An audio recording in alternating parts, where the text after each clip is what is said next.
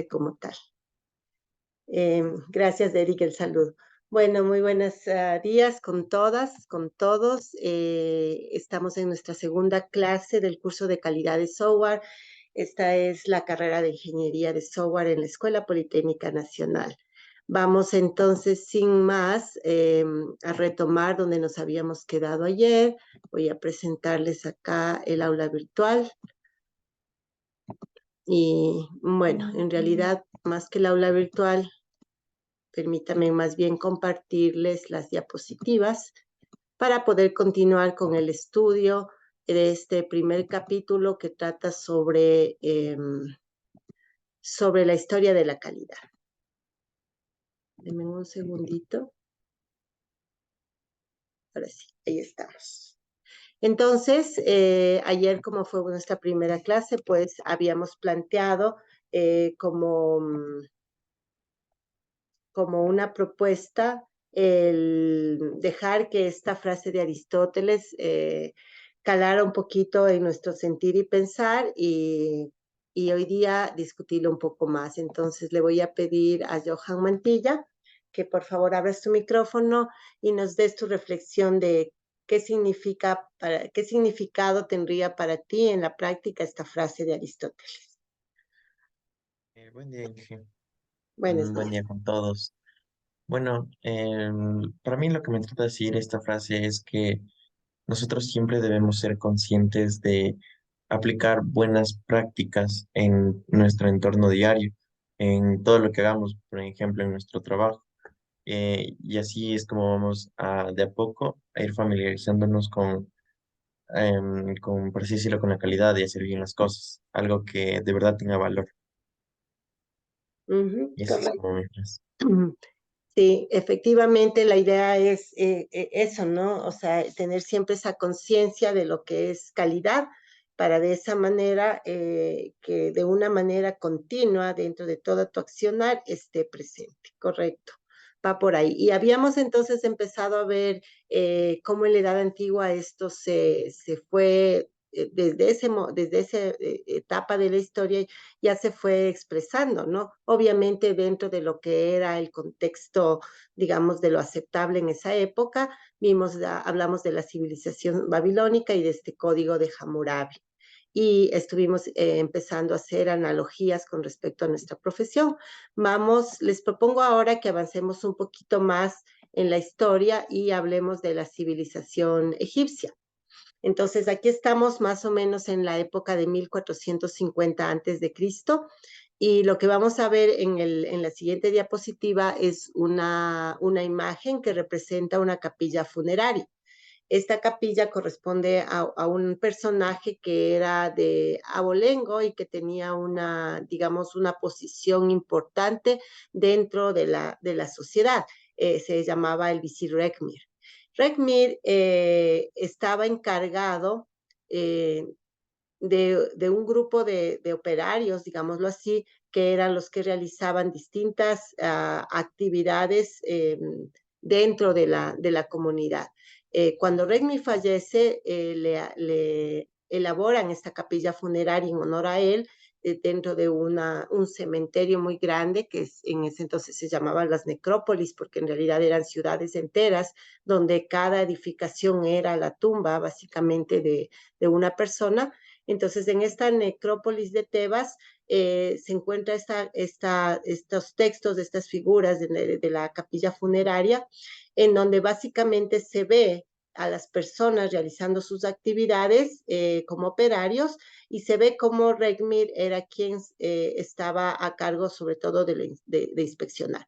Encima de él hay un texto en jeroglíficos que está traducido aquí, ¿no? Básicamente ese texto dice: Rekhmir está inspeccionando a todos los artesanos del templo de Amón, porque estaban en la construcción de este templo, y dando a cada hombre instrucciones para su tarea para hacer todo tipo de productos. Entonces, esta es la imagen. A su lado derecho, en la imagen grande y con un bastón de mando que representa su autoridad, está Rekhmir, agrandado justamente para implicar que es la autoridad. Encima de él, donde estoy señalando con mi cursor, está el texto que acabamos de ver, la traducción.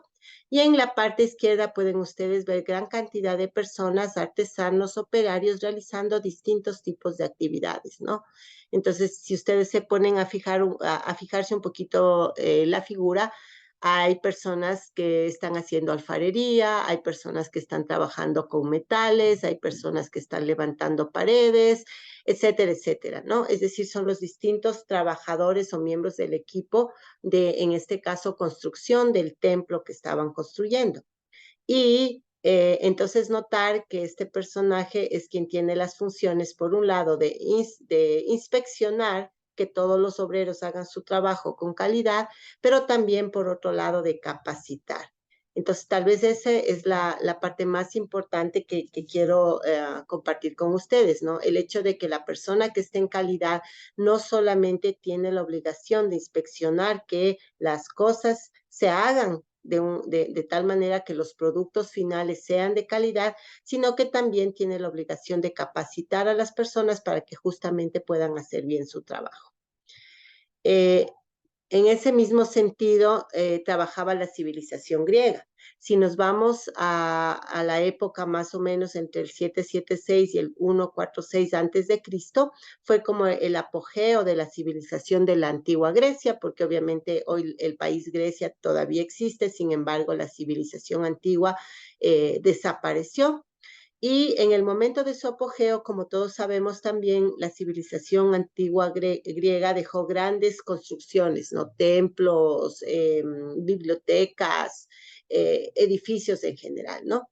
Entonces, estas edificaciones que hicieron los griegos tenían una altísima calidad, tanto así que sobreviven hasta nuestros días. Y en muchos casos con gran detalle, ¿no? En la civilización griega había también digamos, una lógica con respecto a la calidad desde la inspección. Se inspeccionaban minuciosamente no solamente los productos finales, como hacían los egipcios, y vimos en el caso anterior, sino también los materiales de construcción. Entonces yo quería también recalcar esta parte de los materiales porque los insumos son súper importantes, ¿no?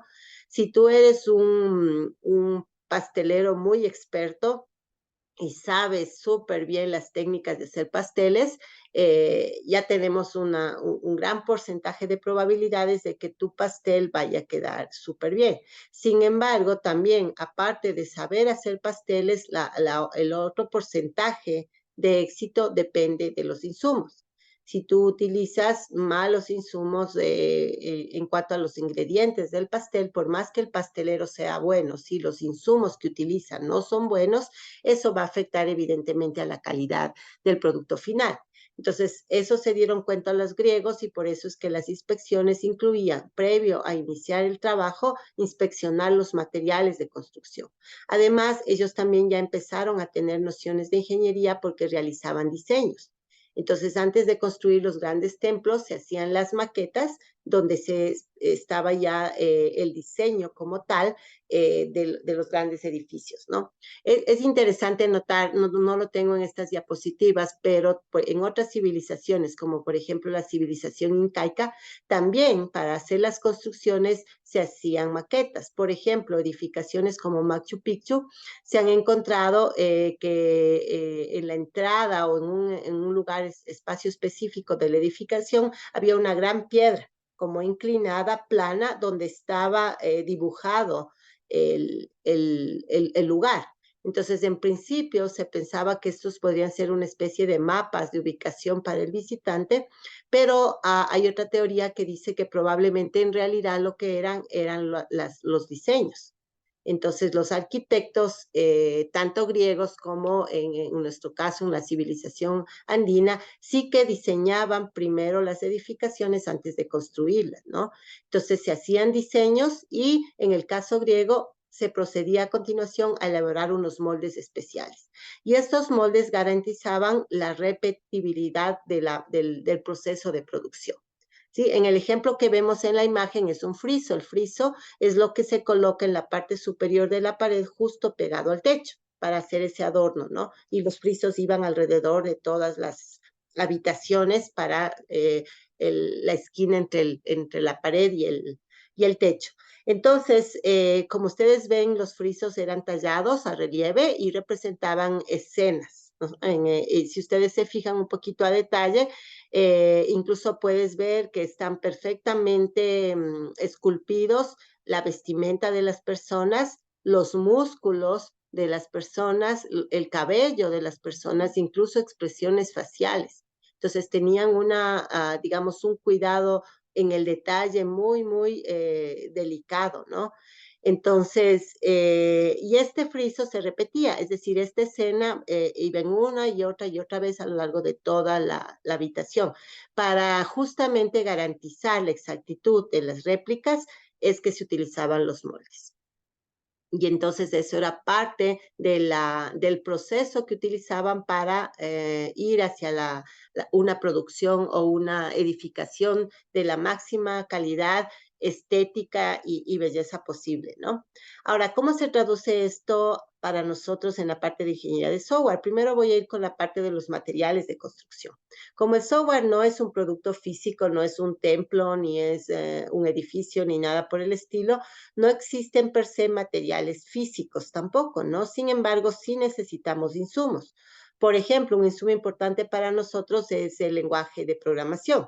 Entonces, no es lo mismo el desempeño que va a tener un código que ha sido escrito en un lenguaje funcional, estilo, se me ocurre Java, que un código escrito en un lenguaje estilo F Sharp o Kotlin o cualquier otro lenguaje que puedas seleccionar. Entonces, la selección de ese insumo, que es el lenguaje de programación, tiene una afectación en el producto final y habría que hacerlo de una manera adecuada. Si vamos a productos que tienen repositorios persistentes, otra selección importante de insumo es el gestor de base de datos.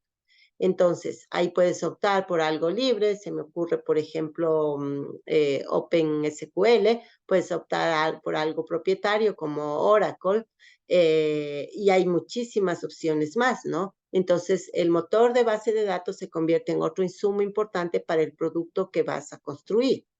¿Sí? Y luego en la parte del diseño y de esto que los griegos llamaban moldes para la exactitud, en nosotros, como sabemos, por ejemplo, en orientación a objetos tenemos los famosos patrones de diseño. Los patrones de diseño orientados a objetos que te dicen, a ver, si necesita usted establecer una funcionalidad estilo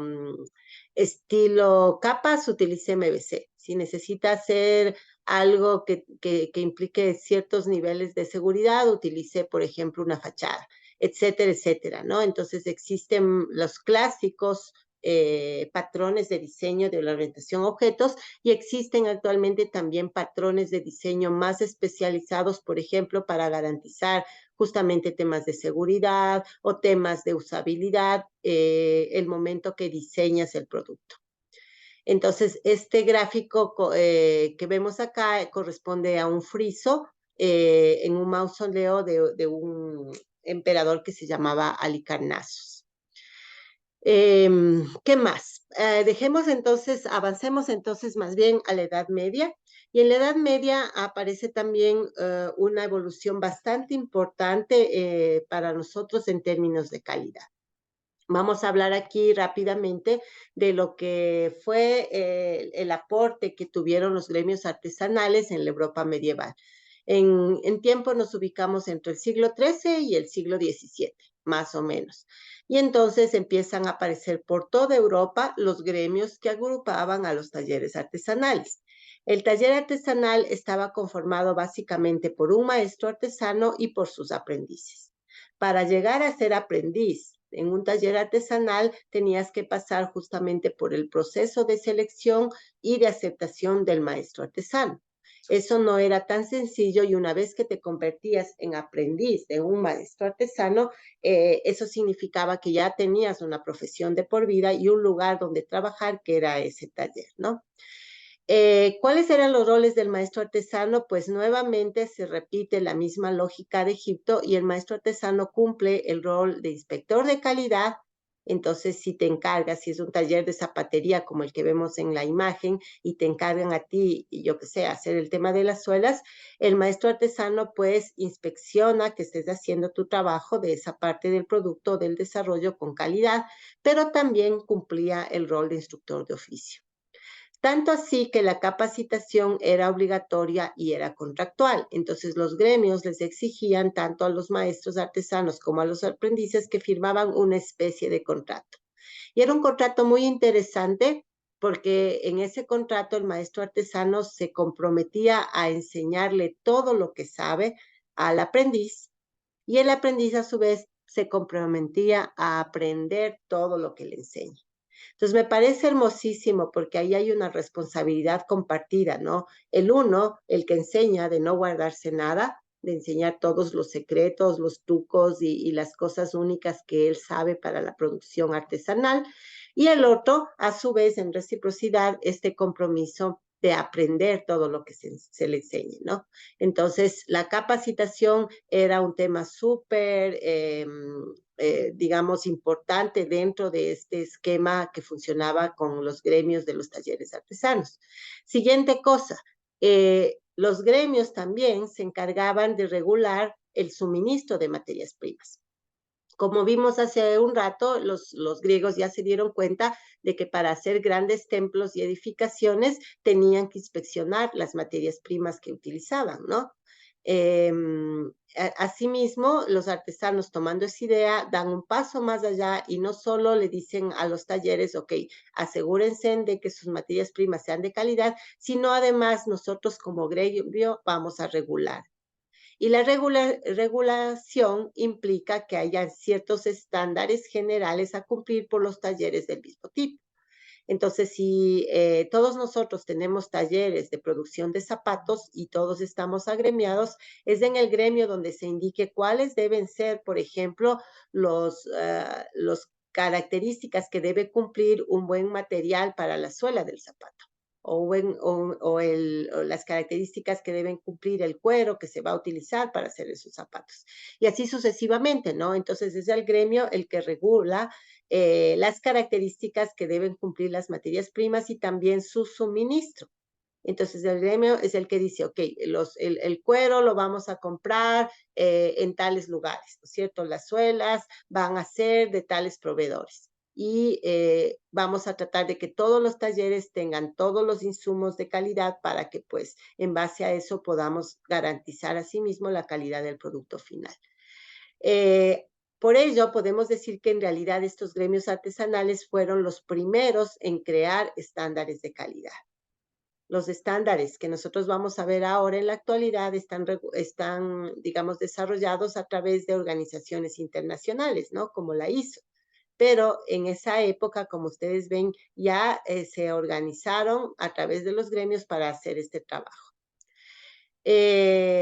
Además, en temas de responsabilidad, acuérdense que ayer hablábamos de cómo eran las reglas de Hammurabi para los habitantes de su región, que eran súper estrictas en temas de responsabilidad. En este caso, la responsabilidad de los productos que salen de un taller recae en el artesano. Entonces, el maestro artesano es el responsable completo, el que da la cara al cliente y a la sociedad desde la concepción del producto hasta la entrega del mismo. ¿Sí? Eso es súper importante porque yéndonos a la imagen que tenemos acá, los aprendices están sentados haciendo algunas de las actividades de producción y el maestro artesano está detrás trabajando o dando cara al cliente, ¿no? En la venta ya pues de los zapatos finales. Entonces, digamos que los aprendices que están sentados en la parte del taller, alguno de ellos comete un error y producto de eso hay un defecto en un zapato y ese zapato entregado al cliente luego pues falla, no se rompe o lo que fuere. Entonces, acorde a la concepción gremial, quien afronta las responsabilidades de ese problema no es en este caso la persona del equipo de trabajo, que sería el aprendiz, que cometió el error, sino el maestro artesano como tal. Eso traducido a nuestros escenarios significaría que si en tu equipo de desarrollo alguna persona de tu equipo, sea el programador, el que levanta requerimientos, el que creó la base de datos, por último, el que digitó los datos de base, si alguno de ellos comete un error, de todas maneras la responsabilidad es de la persona que está al frente de todos, que en este caso es el jefe del proyecto. ¿Sí? Y si fuera la época de Hammurabi, eso significaría que con plata y persona, el jefe del proyecto respondería a las consecuencias de lo que haya pasado. Esas son las responsabilidades que adquieres como empresa cuando tú contractualmente quedas en una obligación con un cliente, ¿no? Entonces, eso es súper importante notar. Eso significa que si en cambio tú estás en el rol del desarrollador y porque no te capacitaron, cometiste un error en el desarrollo, realmente no es tu culpa. Es culpa del sistema en el cual a ti te han hecho programar sin darte la capacitación. Va por ahí la lógica, ¿no?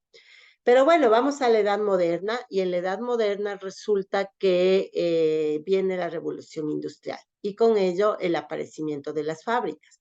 Aquí, desde una perspectiva de calidad, hay un retroceso, la verdad, porque el momento que aparecen las fábricas toman el puesto de los talleres artesanales. Entonces ya no hay estos talleres súper especializados y cuidadosos, pocos, pero que hacen muy buenos zapatos, sino que se reemplazan por grandes fábricas en donde los zapatos se producen de manera masiva, donde hay máquinas que automatizan parte del trabajo y donde los empleados se dedican a funciones específicas dentro de la cadena de producción.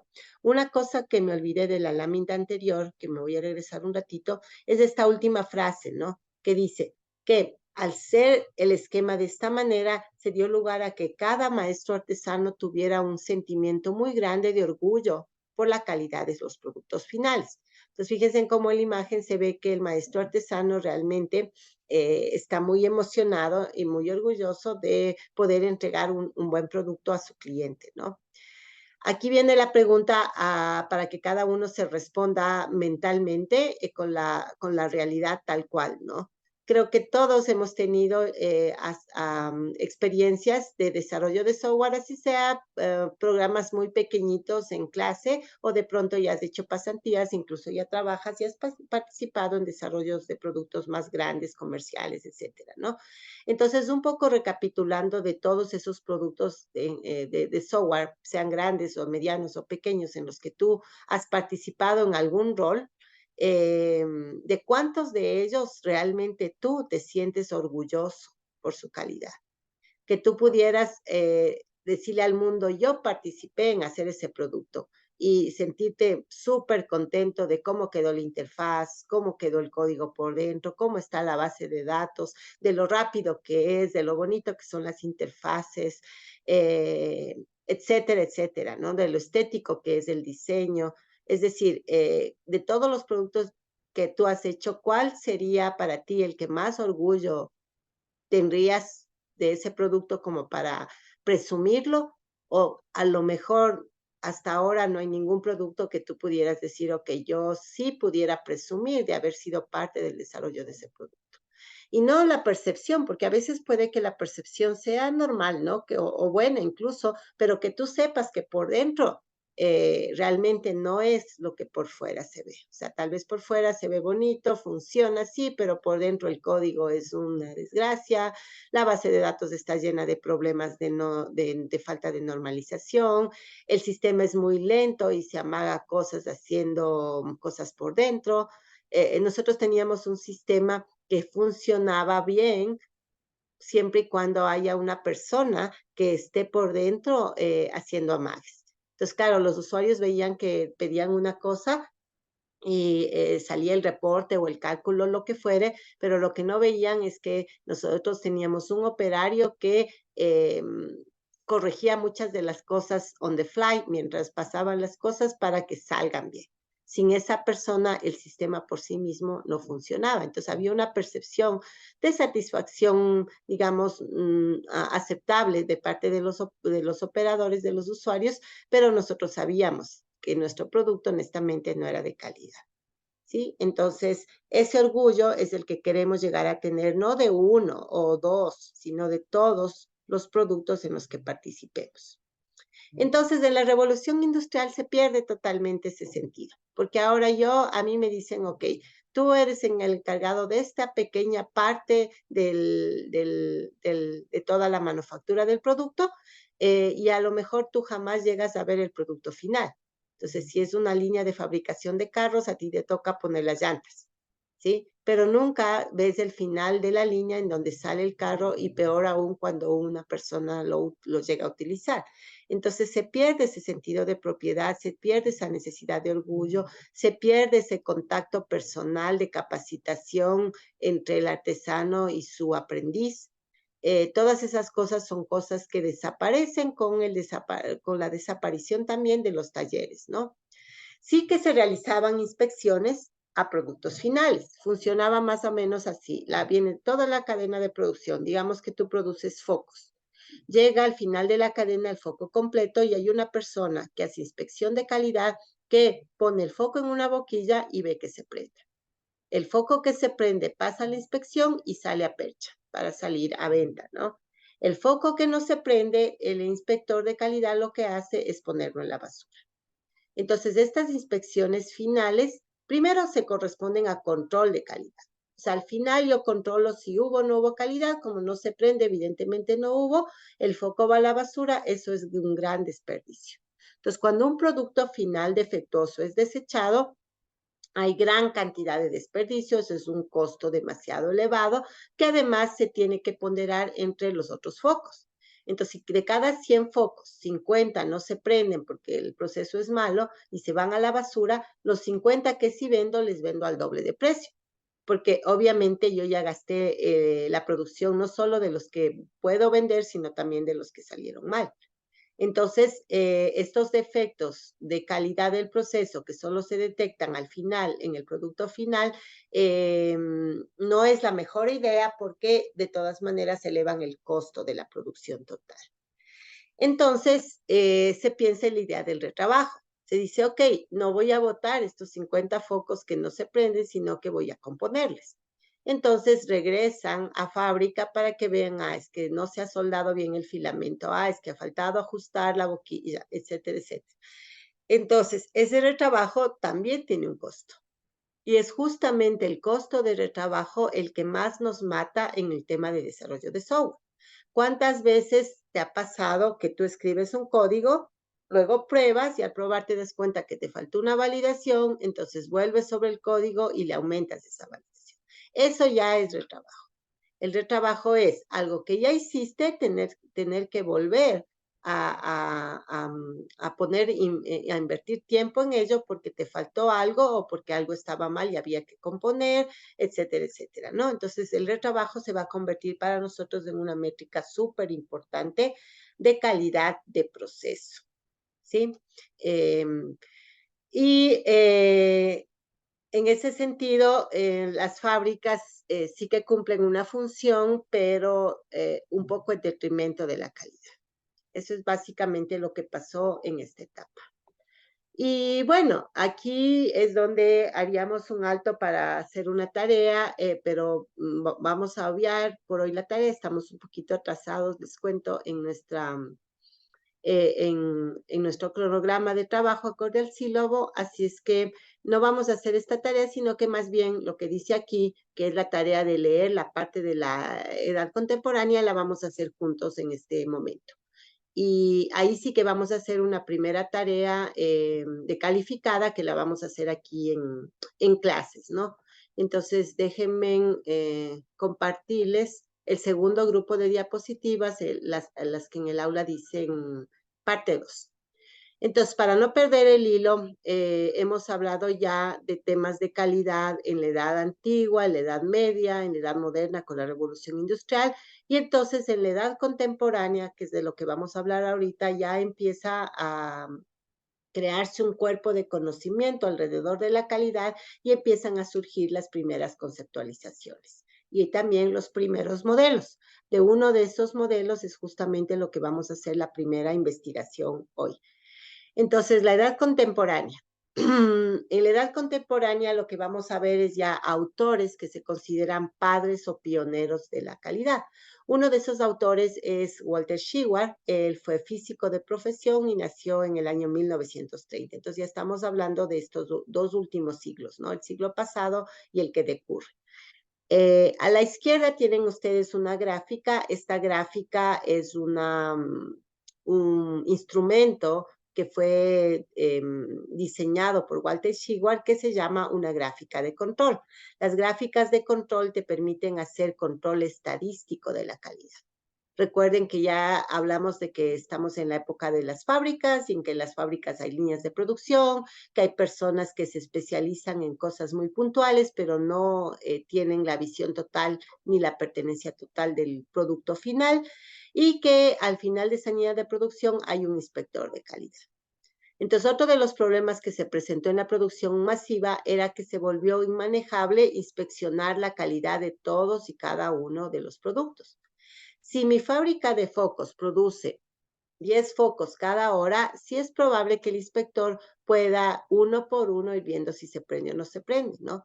Pero si la fábrica es tan ágil que produce 1000 focos cada hora, no va a haber inspector que pueda todos y cada uno de esos focos probar.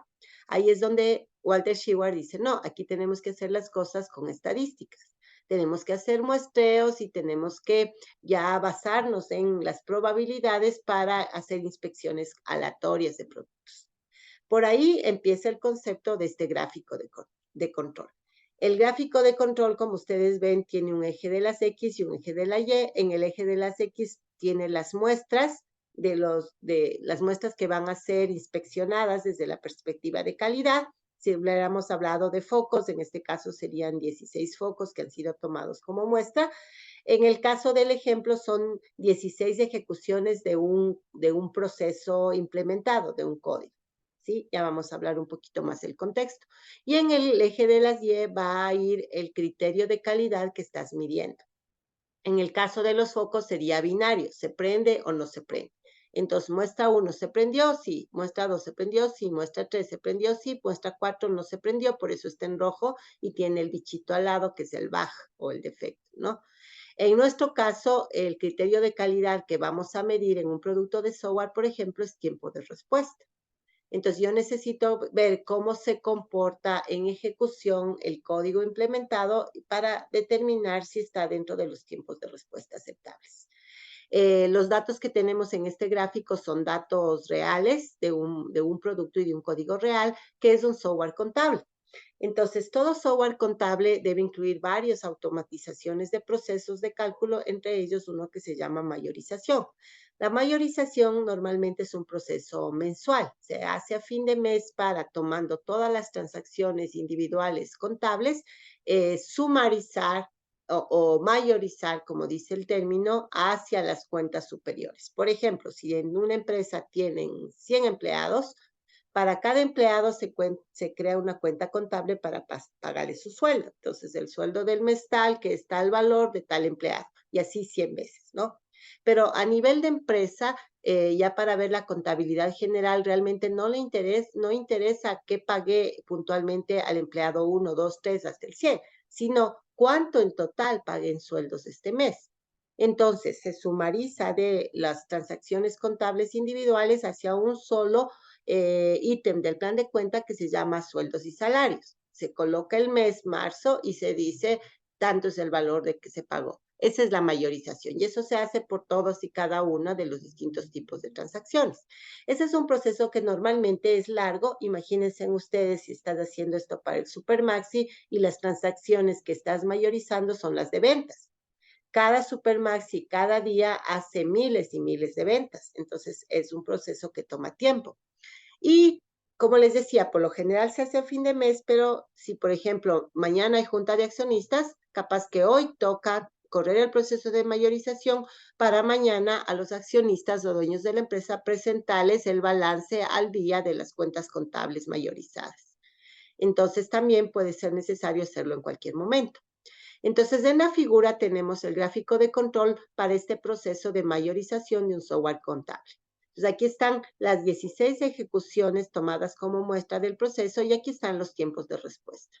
Como ustedes ven, en el centro está en azul lo que está alrededor de la tendencia central. La tendencia central es el promedio de tiempo de ejecución aceptable. Entonces, si yo digo, ok, en promedio, este proceso se demora, no sé, 5 minutos, ¿sí? Pero vamos a poner también un rango. Ese rango se va a llamar el límite de control inferior y el límite de control superior, que es el rango aceptable. Entonces, si el promedio es 5 minutos, mi rango aceptable probablemente es de 3 minutos cuando más rápido va, hasta 8 minutos cuando más lento va. Y eso se va a considerar normal. Promedio 5, mínimo 3, máximo 8. Entonces, esta muestra número 4 que está por debajo del mínimo significaría que en lugar de demorarse hasta 3, que es el límite inferior, se demoró por ejemplo 2 minutos. Ahora, uno podría pensar que en tiempos de respuesta, si se demora menos que el límite inferior, no tiene ningún problema, pero en realidad sí, porque si mi promedio es 5 y hoy se demoró 2, sí es un tema de preocupación. Capaz que no pudo conectarse a la base de datos, capaz que no se recorrió todas las cuentas contables, capaz que algo pasó con la información y los valores estaban en cero, entonces no tuvo nada que sumar y por eso fue muy rápido. Entonces, en términos de tiempo de respuesta, los tiempos de respuesta demasiado bajos también son sospechosos. Y por eso está marcado como un posible bug que debe ser revisado.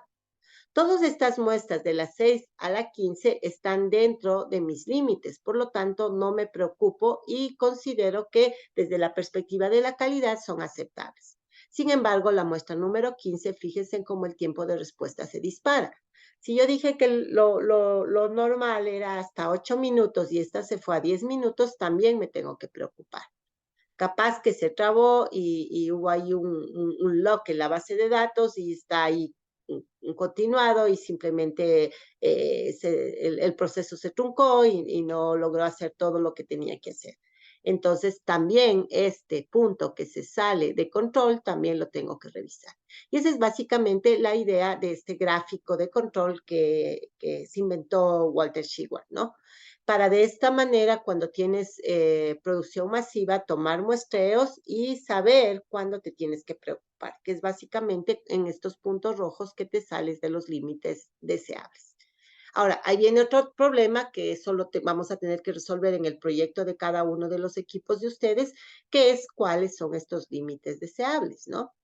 Por ejemplo, digamos que esto fuera muestras de encuestas de satisfacción de usuario con tu interfaz y estos fueran la calificación que te da. Entonces tú le dices del 1 al 10, califícame la estética de mi interfaz. Entonces, estos dos serían los puntos que se salen de lo que permitimos. Ahora, ¿cuánto permitimos que sea un valor aceptable para estética? Si el máximo es 10, ¿cuál debería ser el mínimo? Si me dice 6, ¿eso es una estética aceptable o no? ¿Será que debe ser 8? ¿Será que debe ser súper exigente y debo ser 9? Entonces, en este tipo de técnicas, una de las partes más difíciles es justamente establecer las líneas rojas. ¿Qué queda por dentro de lo que yo considero aceptable desde la perspectiva de calidad y qué queda por fuera y debe pasar a un proceso de revisión? ¿Ok? Entonces, todas estas son cosas que se trabajan desde una área que se le llamó en nuestra profesión SQA o Software Quality Assurance, es decir, garantía de calidad de software. Entonces, el personal de garantía de calidad de software sería dentro de una empresa de desarrollo el que se encargue de analizar este tipo de gráficos de control y tomar acción en el momento en que se encuentren desviaciones. Aunque este gráfico es muy chévere, no es el principal aporte que hizo Shewhart. Les quiero mostrar este de acá, que aunque parece muy sencillo, es muy decidor porque es un cambio de paradigma. Como estábamos hablando de la revolución industrial y de la fabricación en serie, que ya empezó a volverse ingenieril, básicamente en esos tiempos, los tiempos de Shewhart tenía estos 3 pasos. Primero, la especificación, que es básicamente decir qué va a ser este producto y qué no va a ser este producto, ¿no? Y también, de cierta manera, la especificación incluye o abarca el diseño. Entonces, establezco en nuestro caso los requerimientos funcionales y también no funcionales y hago un diseño que cubre esos requerimientos. Eso sería el paso número 1. El paso número 2 es la producción propiamente dicha. Si estamos hablando de zapatos, pues entonces ya en el paso número 1 se dijo que eran zapatos formales y se dijo que deben ser, yo que sé, mocasines, que deben ser de la tal talla, etcétera, etcétera. Se diseña totalmente cómo va a ser el zapato y en el paso número 2 se lo produce. En nuestro caso, se codifica, ¿no es cierto? Se crean interfaces y se crean toda la parte de componentes de backend que necesita el producto. Y el paso número 3 es el paso donde se inspecciona. Entonces alguien revisa el zapato, que esté bien cosido, que tenga todo lo que deba tener, etcétera, etcétera, y pasa la inspección o se desecha por producto defectuoso o se manda a retrabajo porque la suela está descosida y entonces se le manda a coser. En nuestro caso, la inspección sería ejecutar pruebas, ver tiempo de respuesta, hacer pruebas con usuarios finales para ver experiencia de usuario, etcétera, etcétera, ¿no? Eso serían los 3 pasos. Y listo, según la versión antes de Shigwar, sería algo lineal y hasta ahí llego. Shigwar dice, no, esto no es lineal, esto es circular. Yo especifico, lo que especifico produzco, lo que produzco inspecciono y al inspeccionar, cierto es que desecho productos que ya no tienen salvación. Cierto es que otros mando a retrabajo para componerles, pero también además algo de aprender. Entonces, si tuve que mandar a volver a coser la suela porque estaba mal cosida y me di cuenta de eso en inspección, lo que debería hacer es pensar por qué esa suela vino mal cosida. Y entonces buscar en qué parte del proceso puedo yo cambiar las cosas para evitar que me sigan llevando zapatos con las suelas mal cosidas. Y entonces esa es la vuelta que das. Entonces, en la próxima especificación ya se toma en cuenta los problemas o lo que se tuvo en la corrida, en el ciclo anterior, y entonces, con un poco de suerte, cuando se haga la producción, se toman los correctivos del caso y cuando se llegue a inspeccionar ya no tendré los 50 focos que no se prenden, sino que de los 100 focos que produce, capaz que solo son 5 los que no se prenden. Porque me di cuenta en este proceso circular que el problema era el material de soldadura del filamento. Entonces, el problema no era cómo se está soldando, el problema no era la persona que suelda, que no sepa soldar, el problema era el material de soldadura. Entonces, me doy cuenta de ese problema, cambio de material y entonces, con un poco de suerte al inspeccionar, disminuyo la cantidad de instancias que se me dan de ese problema. Entonces, Shigwa lo vuelve circular y ahí nace lo que nosotros llamamos ahora el mejoramiento continuo de la calidad. Entonces, cada vez que paso por este ciclo, yo aprendo cositas que las aplico para que en el siguiente ciclo me vaya mejor. Y de hecho, es tanto así que en realidad no es un círculo, sino una espiral. Entonces, cada vez que das la vuelta un poquito más arriba. Y lo que estás subiendo es tus niveles de calidad en la producción. Entonces, ¿cuál es mi invitación? A utilizar esta idea de Shigward de ahora en adelante para que cada vez que te involucres en el desarrollo de un producto, por más pequeño que sea o más complejo que sea, lo conviertas en un ciclo de aprendizaje.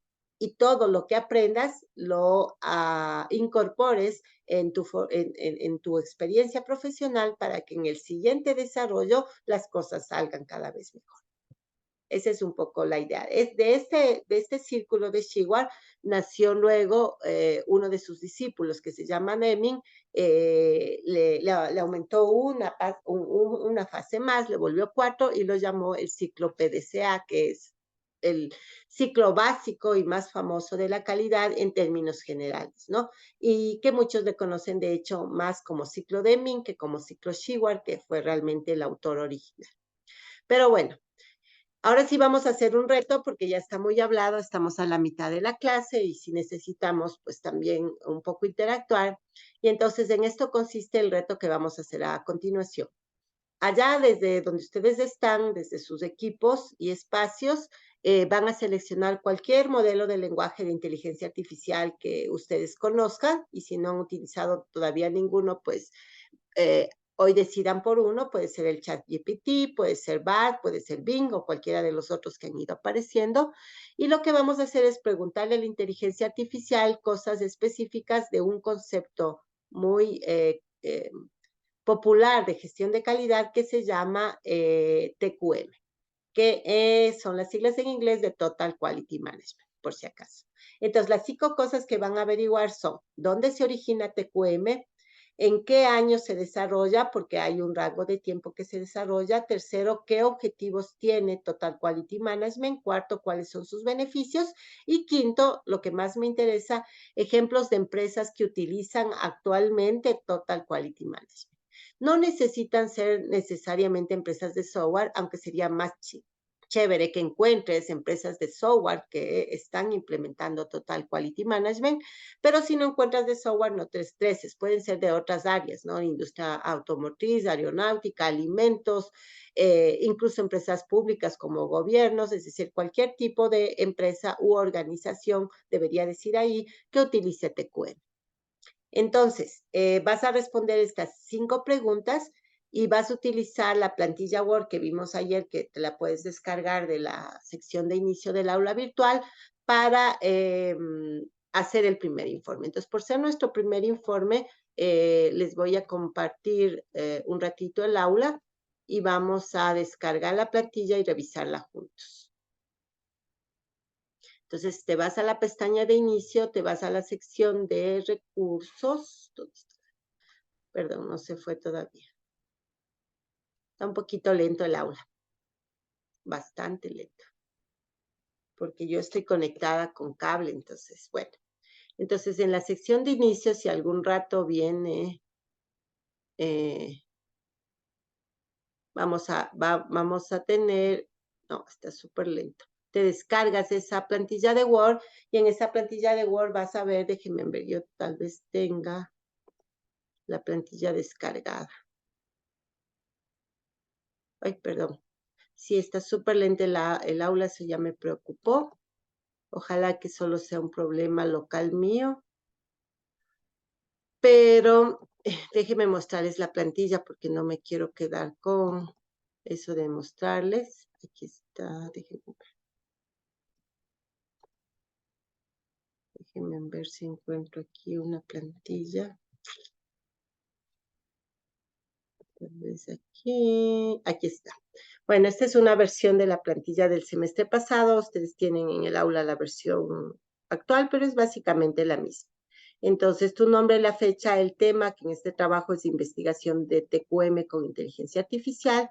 En la sección de aprendizaje ha obtenido una pequeña redacción tuya. Esta sí tiene que ser de tu autoría, en donde dices, ok, yo no sabía, por ejemplo, que existe TQM, o yo no sabía que se creó, que se originó en tal país, o yo no sabía que tal, que hay muchas empresas de, no sé, de farmacéuticas que utilizan esta metodología. Cualquier cosa que para ti sea un aprendizaje nuevo, lo resumes aquí. En el desarrollo es en donde tienen que venir las contestaciones a las 5 preguntas. Pones la pregunta, pones tu respuesta. Y en referencias, en este caso sería el motor de inteligencia artificial que utilizaste y si tu inteligencia artificial te da también las referencias de donde a su vez la inteligencia artificial citó, las incluyes también. Hay algunos que sí lo hacen, el ChatGPT no lo hace, pero me parece que el Bing sí. Y las referencias tienen que ser en formato e-to-play. Entonces, manos a la obra, nos vamos a dar 15 minutos para hacer este trabajo, prácticamente son las 10:10, entonces tienen hasta las 10:25 para trabajar. De todas maneras, yo voy a estar aquí, si hubiera alguna pregunta, pueden destapar micrófono o mandar un mensajito general o interno. Pero manos a la obra. Entonces, cuando ya estemos unos minutos antes de las 10:25, yo les voy a recordar o les voy a indicar el enlace del aula virtual donde deben subir su tarea. Esta es una tarea individual y es una tarea calificada. Ok, entonces manos a la obra, 10:25 nos reencontramos.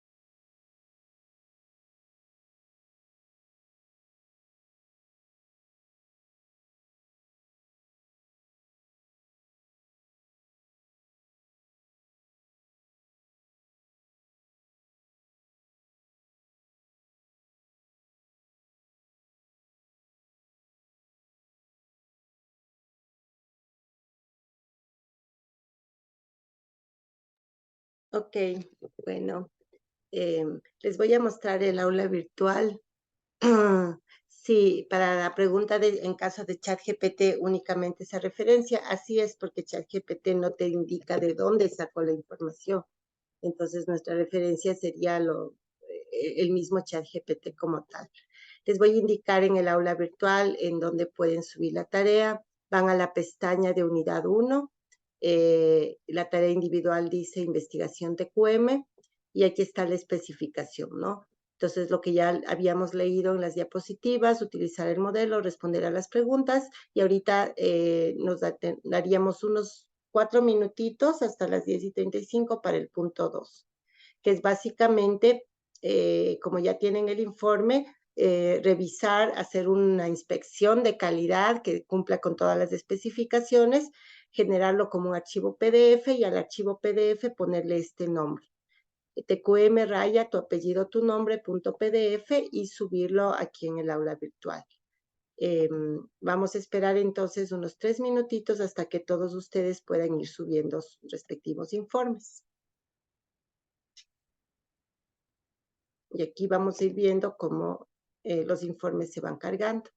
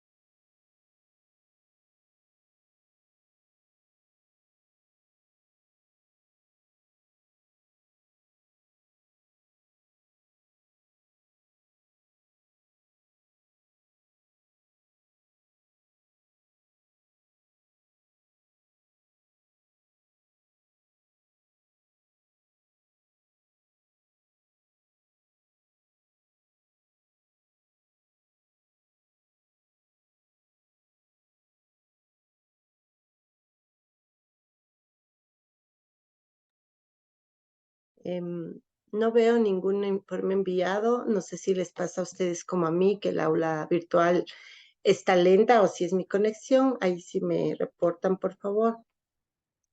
Y si está lenta. Disculpe, ¿podría repetir dónde está para subir, por Ya, favor? si está súper lento, a ver, vamos por partes. Les voy a repetir dónde estás. Vas al aula virtual, escoges la pestaña Unidad 1. En la pestaña Unidad 1 te bajas a la parte que dice actividades y, ay, perdón, no está, sí es mi culpa, discúlpenme que no le he puesto activar. Ahora sí lo van a poder ver. Nuevamente, en la unidad 1 se van a la parte que dice actividades y la tarea se llama investigación TQM. Entonces, ahorita sí ya la van a poder ver y van a poder subir. Sin embargo, como la red está lenta, pueden subir, mientras seguimos conversando un ratito en clases, pueden seguir subiéndolo con tranquilidad. Está ya habilitado hasta el final de la clase para que puedan ir subiendo. Eso más bien, porque si no estamos, además con la red lenta, ¿no? Entonces, con tranquilidad, en ese enlace van subiendo conforme les vaya dejando la conexión y el aula virtual. Voy a establecer una queja porque hemos estado así toda la semana con un Moodle súper, súper lento y eso sí nos complica bastantísimo. Pero bueno, vamos a regresar entonces a las diapositivas. Profe, disculpe una pregunta antes de eso. Claro, claro. O sea, tengo unos dos amigos que dicen que se les fue la luz a las 10 de la mañana. Entonces, Ajá. ¿cómo podrían hacer ellos luego para presentar igual este taller? No hay Totalmente. problema, como estamos con cortes de luz, a pesar de que la empresa eléctrica avisó que hoy no había, pero no pasa nada, estamos en tiempos complicados. Igual pueden subir en cualquier momento la tarea, simplemente no está cerrada para subir, solamente va a quedar marcado la fecha y la hora que suban. Por ahora no vamos a tener penalizaciones por subidas de tareas fuera de fechas, porque obviamente con los temas de luz no podemos hacer mucho. Así es que diles que tranquilos, que pueden revisar la grabación, que también voy a subir hoy en la tarde para ver indicaciones y de todas maneras la tarea me parece es autocontenida o ustedes les pueden ayudar explicándoles. Así es que pásales ese dato, por favor. Ya, profe, gracias. Ok, no hay ningún problema, que no se estresen de gana. Entonces, bueno, estábamos hablando de Total Quality Management, que es un ejemplo de una de las metodologías que se han ido desarrollando desde la época de Shewhart hasta acá, ¿no? Quisiera mostrarles a algunos de los otros autores que han ido un poco conformando este cuerpo de conocimiento que les decía de la calidad y cerrar esta clase con una tarea asimismo pequeña que va a quedar pendiente de una investigación que ustedes van a hacer en el ámbito ya específico de Ecuador.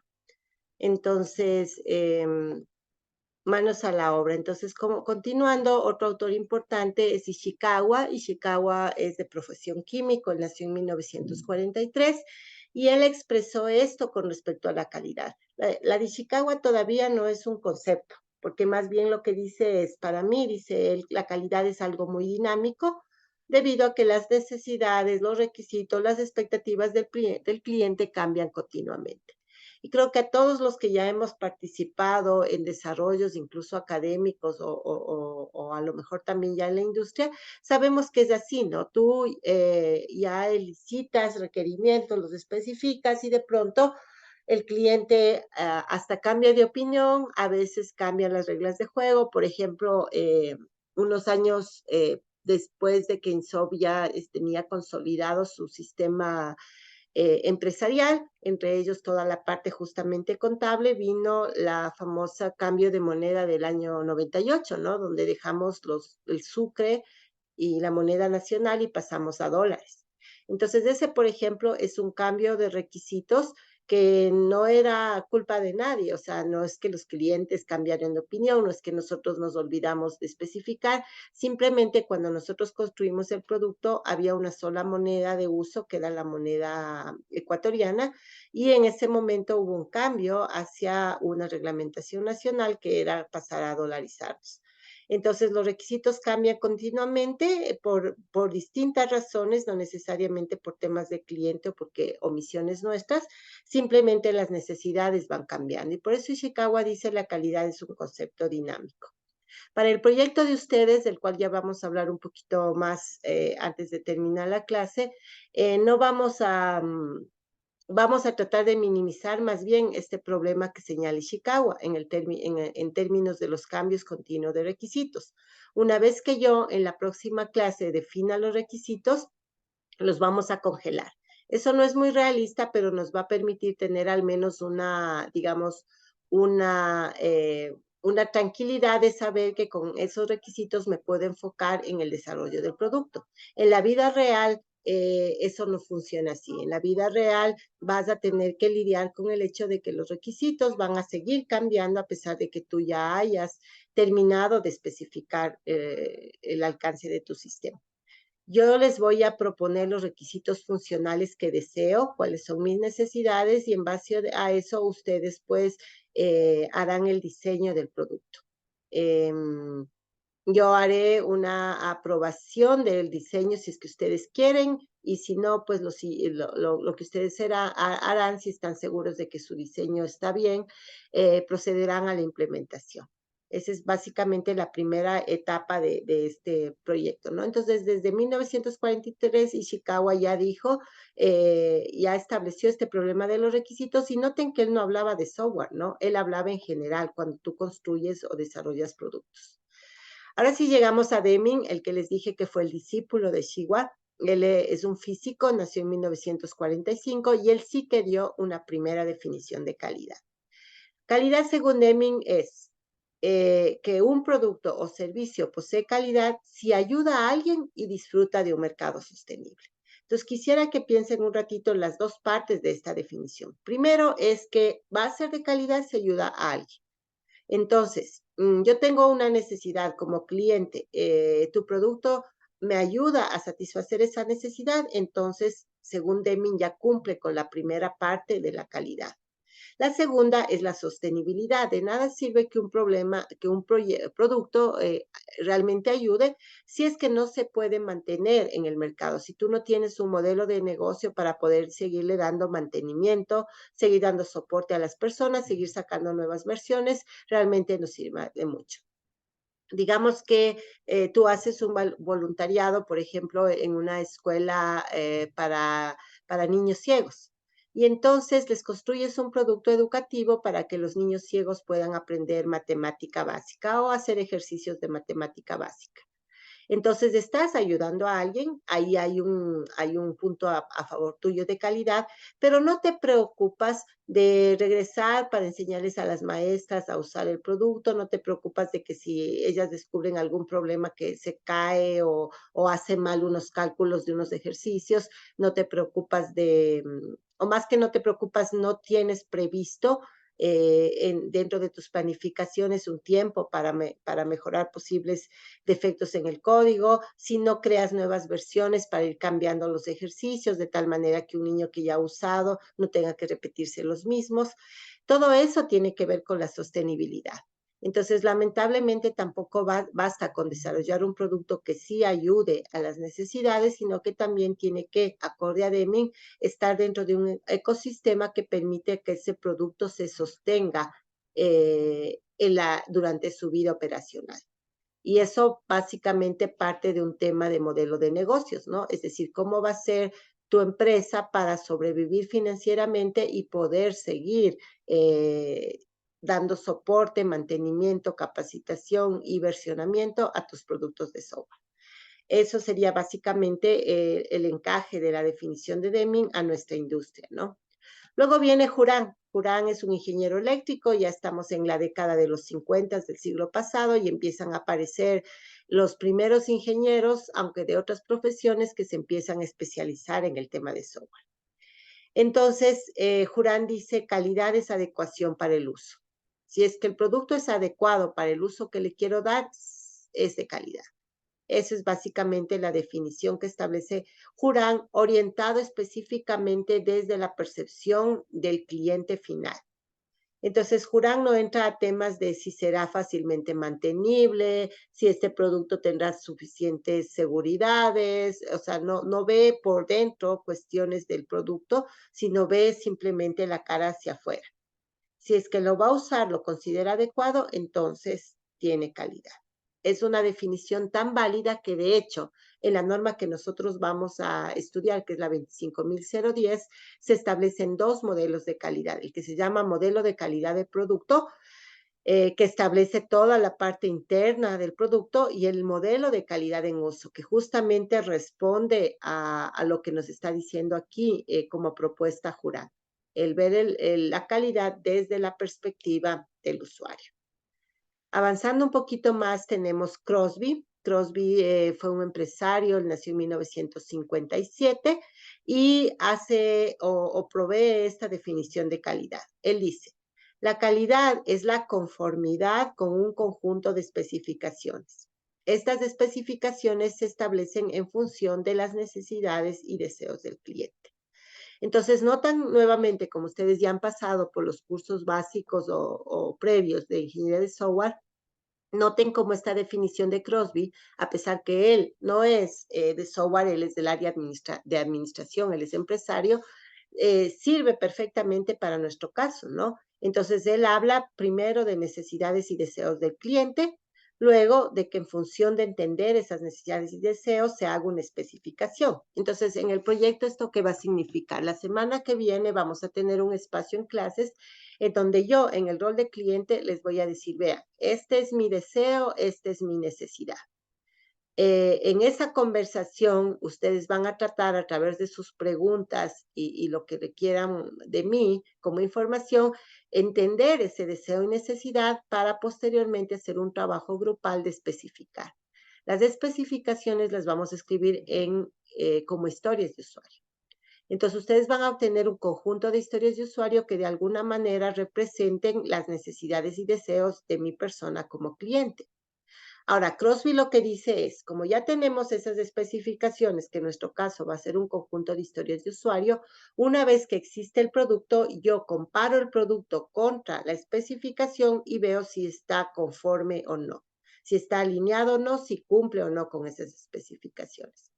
Entonces, si yo les digo, que no va a ser el caso, porque nuestro producto no va a tener login y password, pero si yo, por ejemplo, dijera, yo necesito un producto en donde hay una seguridad de autenticación, entonces habrá la historia de usuario de login y password, y luego cuando el producto esté, habrá que comparar si el producto efectivamente tiene esa funcionalidad. Entonces, esas comparaciones nosotros les vamos a hacer como pruebas de software. Entonces, para determinar la conformidad, uno de los mecanismos que vamos a utilizar es probar el producto. Entonces, como ven, esta definición de Crosby se empata perfectamente con cómo trabajamos nosotros en ingeniería de software. Entendiendo necesidades, poniéndolas en formatos de especificación, que pueden ser casos de uso, historias de usuario, documentos 830, especificaciones algebraicas formales, si estás ya haciendo un sistema, por ejemplo, matemático, etcétera, ¿no? Luego, en base a esa especificación, diseñas, luego ese diseño lo conviertes en un código ejecutable y ese código ejecutable lo sometes a pruebas para verificar nivel de conformidad. En un mundo ideal, el código que tú produzcas, que ustedes como equipo produzcan, sería 100% compatible o cubriría en 100% las historias de usuario que ustedes mismos van a escribir.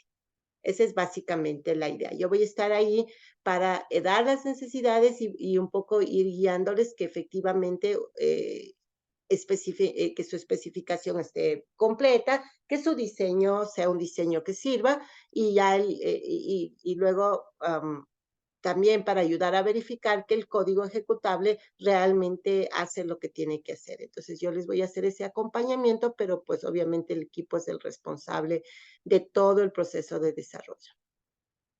Nos vamos a quedar allí en la teoría, me voy a saltar al final de estas diapos, pero claro, la próxima clase retomamos donde nos quedamos para lo que va a ser el reto de trabajo fuera de clase. Recuerden que acorde al sílabo tenemos que tener una cantidad de tiempo para la clase magistral como tal, otra cantidad para la parte práctica, que es donde conversamos, donde ustedes hacen ejercicios, donde hacen búsquedas, etcétera, y otra parte que es la parte fuera de clase, ¿no? Entonces, ¿qué nos queda fuera de clase esta semana? Primero, la cuestión de definir los equipos de trabajo, que ya vamos otra vez a recordar eso en un momento. Y segundo, este reto individual, esta tarea individual.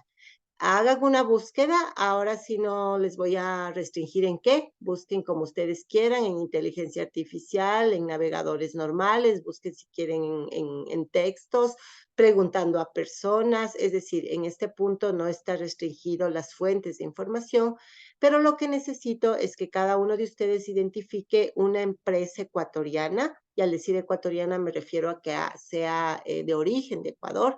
Ahora, si ya la empresa trabaja en varios países o sus productos los vende en otros países, eso está muy bien, pero la empresa tiene que ser ecuatoriana.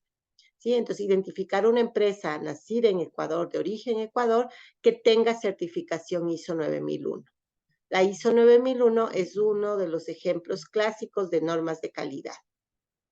Todavía no estamos hablando solamente de software, por lo tanto no es necesario que la empresa ecuatoriana que tenga 9001 sea de software. Ahora que se encuentran una, que mejor, puede ser de cualquier tipo de producto o servicio. Y las preguntas son, primero, ¿cómo se llama la empresa? Segundo, ¿cuándo se certificó en ISO 9001? Es decir, la fecha en que recibió la última certificación que tiene. Y tres, ¿qué tipo de productos elabora o comercializa? Porque no necesariamente puede ser una empresa que fabrica, puede ser una empresa que importa cosas y las revende. Entonces, eso es comercialización y las empresas de comercialización también pueden certificarse en calidad, en este caso en ISO 9001. Entonces, ese es el reto y en el aula virtual van a encontrar ustedes el respectivo enlace para subir el trabajo, ¿no? Todas las tareas como habíamos quedado, ahorita estoy abriendo el aula virtual para revisar, se vencen para el caso de este paralelo, el caso de nosotros en estos horarios de jueves y viernes, los días, como habíamos quedado, se vencen los días martes, ¿no? Casi a la medianoche.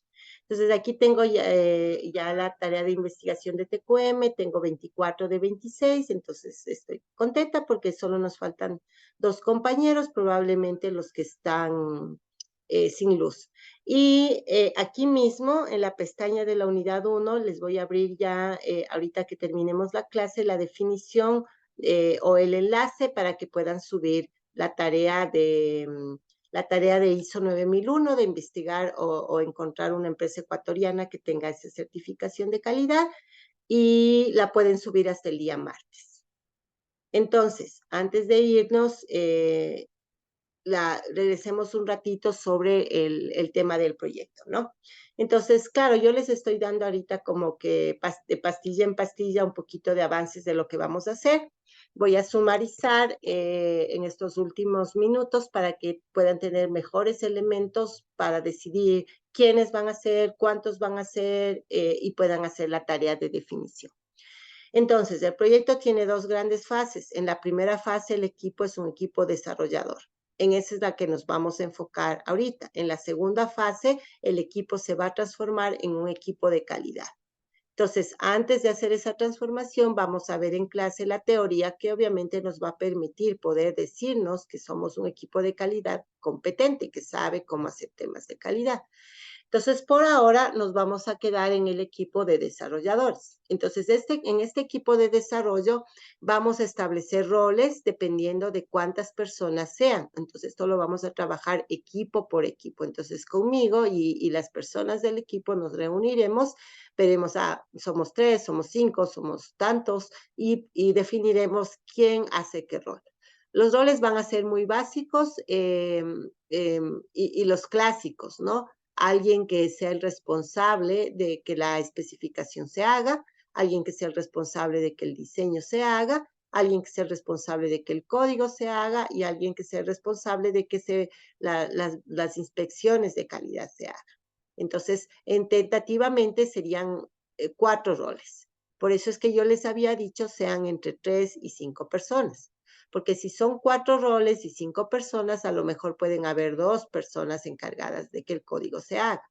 Ahora, que sea encargado de que se haga no significa que sea el que tenga que hacer. Es el que es el responsable de coordinar que el grupo se reparte el trabajo de codificar, el trabajo de especificar, el trabajo de diseñar, el trabajo de probar. ¿De acuerdo? Ahora, si son solo 3 personas, eso significará que habrá una persona al menos que tenga 2 roles. Entonces, piensen en eso y como les digo nuevamente, los roles tentativos son una persona responsable de que se haga la especificación, otra de que se haga el diseño, otra de que se codifique y otra de que se pruebe. ¿Sí? Los lenguajes de programación están totalmente a libertad de ustedes en lo que quieran programar, así mismo como los elementos de diseño. O sea, pueden diseñar como ustedes quieran. Puede ser una interfaz web, una interfaz móvil, una interfaz textual, puede ser una ventana cliente-servidor. O sea, eso también no tengo ningún problema que el diseño, por ejemplo, de interfaces sea cualquiera.